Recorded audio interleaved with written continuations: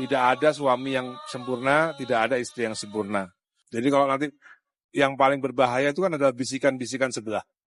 Udahlah kamu cerai aja sama Al, udahlah kamu pasti dapat lebih hebat lagi, itu hilangkanlah itu. Kalau misalnya suatu saat Al nanti komplain kepada saya soal istrinya, saya juga akan bilang gitu. Bahwa tidak ada istri yang sempurna, itu nggak ada. Sudahlah, pertahankan apa yang kamu punya, percuma kamu ganti juga nanti nggak akan belum tentu mendapatkan pasangan yang lebih baik. Biarin aja, karma itu nyata. Kan anak perempuan dia ada. Jujur aku salut banget sama Bunda Maya. Aku nggak tahu gimana cara dia melewati masa kehancuran dan dia harus dipisahkan dengan anak-anaknya. Dan di sini anak juga menjadi korban. Bayangin, sekecil itu harus berkali dengan masalah-masalah seperti ini. Awalnya terlihat baik-baik saja guys. Kalian lihat foto ini ya kan? Inilah aku salutnya sama Bunda Maya. Dia itu nggak punya pikiran negatif. Meskipun foto-foto kayak gini, kayak dipeluk, foto bertiga, itu kayak mungkin dia pikiran dia yang istilahnya itu negatif. Ngerti gak sih kalian?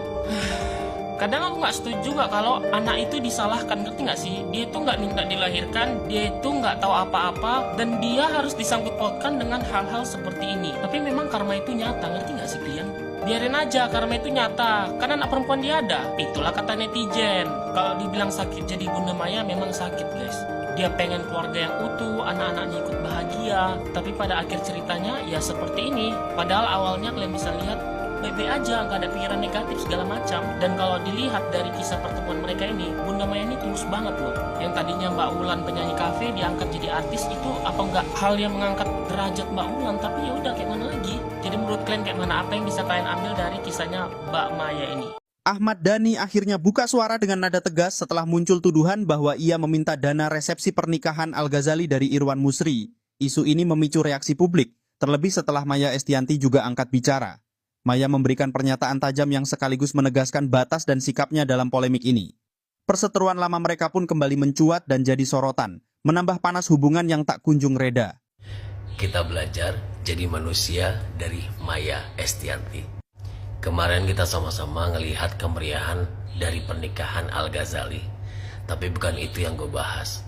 Gue pengen banget bahas menjadi manusia versi Maya Estianty. Semua orang pasti tahu masalah dari Maya Estianty. Berat dan luar biasa.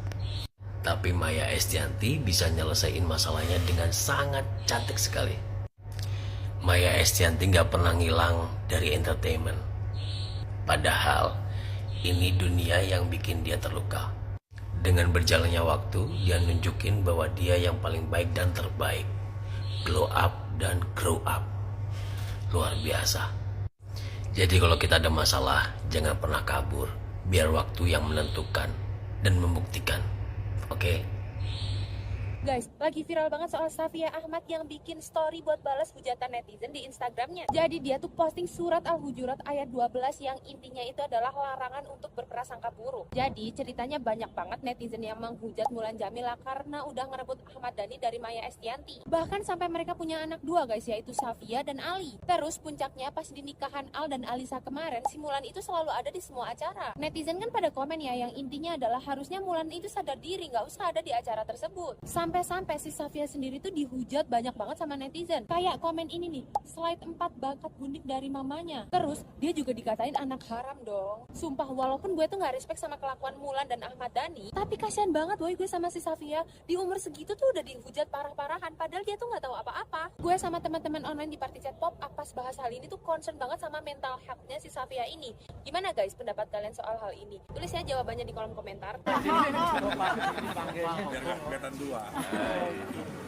Mungkin ada rencana tinggal di mana? Nah, iya selepas sama ini. ayah kan rumahnya diwarisi buat Merasa gue ingin coba kontrak dulu, nanti ingin belajar sama rasa ini, jadi pelan-pelan sendiri. Mungkin pinjem dulu sama ayah buat beli rumah, nggak kontrak dulu tapi langsung pinjem sama ayah. Pinjem uang buat beli rumah sama ayah. Al, tapi kamu melihatnya gimana sih kemarin kalau saya nggak salah sebelum suami, partner kerja di Ratu, ya kan. Terus habis itu baru anak, habis itu rumah, aku harus meninggalkan rumah itu, ya kan. Kan semua pekerjaan juga mulai dari nol lagi, ya kan. Nah, waktu sama anak akhirnya gimana? Sampai ngerajut sekarang, lagi. pada saat anak-anak dulu agak dipersusah gitu kan, misalnya aku ketemu anak-anak di sekolah, terus kemudian anak-anak di homeschoolingin ya kan, pokoknya dibikin ribet aja gitu. Sampai akhirnya aku gini, ya Allah, ini milikmu. Termasuk rumah. Pada saat aku keluar dari rumah, aku cuma ngeliat rumah. Ini rumah baru jadi ya di Pondok Indah ya. Ini rumah bukan punyaku. Ini rumah kan hartanya kan punyamu. Ya udah aku keluar, tolong kuatin. Pokoknya aku mau keluar dari rumah ini bukan punyaku, ini milikmu. Termasuk anak-anak. Aku benar-benar yang anak-anak ini bukan punyaku, ini milikmu. Aku yakin suatu saat dengan jalanmu, dengan caramu, kau akan mengembalikan lagi kepadaku. Terutama donatur yang itu. Nah.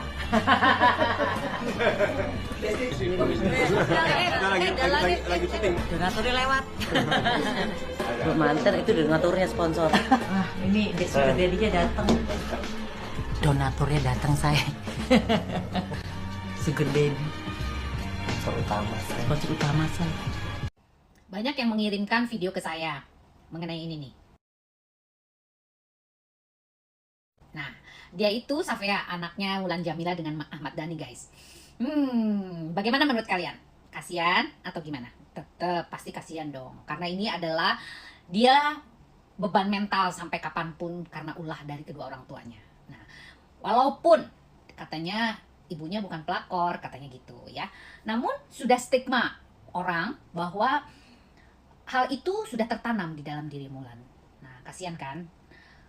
Lalu jejak digital juga nggak bisa dihapus, guys.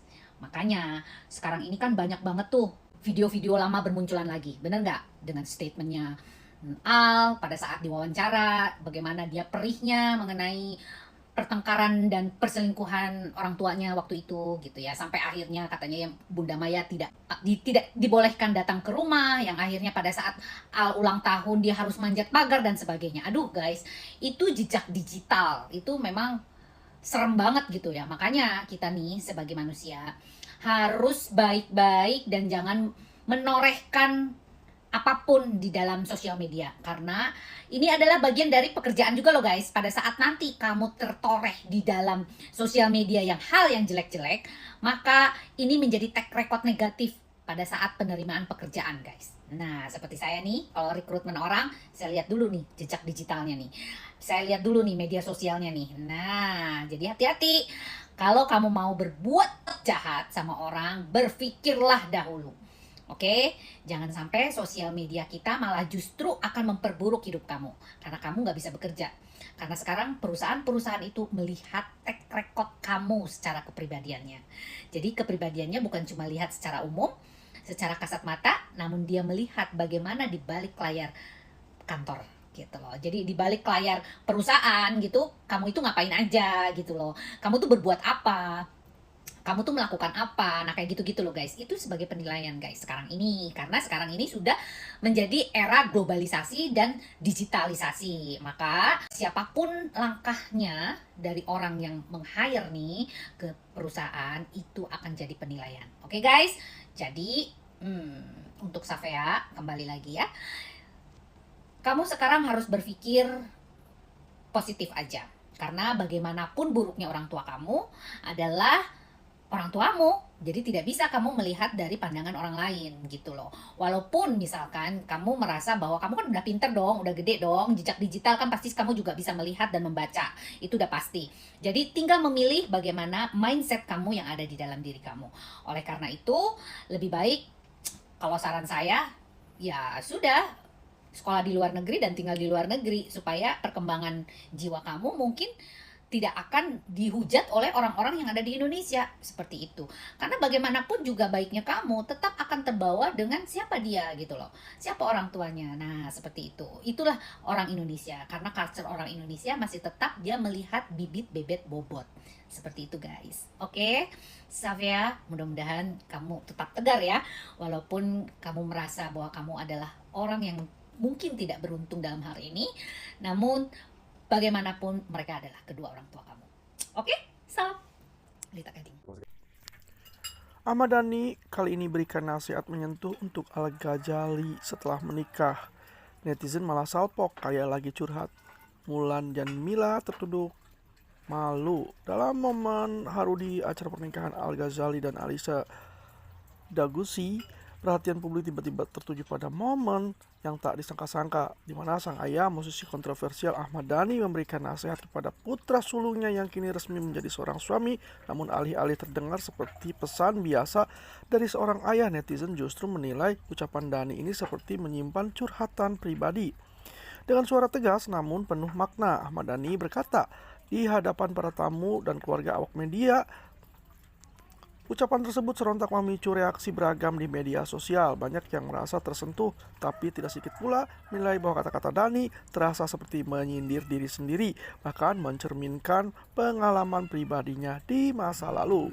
Netizen pun mulai berspekulasi, menyebut bahwa pernyataan itu seperti curhat terselubung dari seorang pria yang telah melewati 2 fase rumah tangga bersama Maya Estianty dan kini bersama Mulan Jameela. Apalagi momen tersebut kamera sempat menangkap ekspresi Mulan Jameela yang tertunduk dan nampak terdiam, seolah larut dalam makna nasihat tersebut.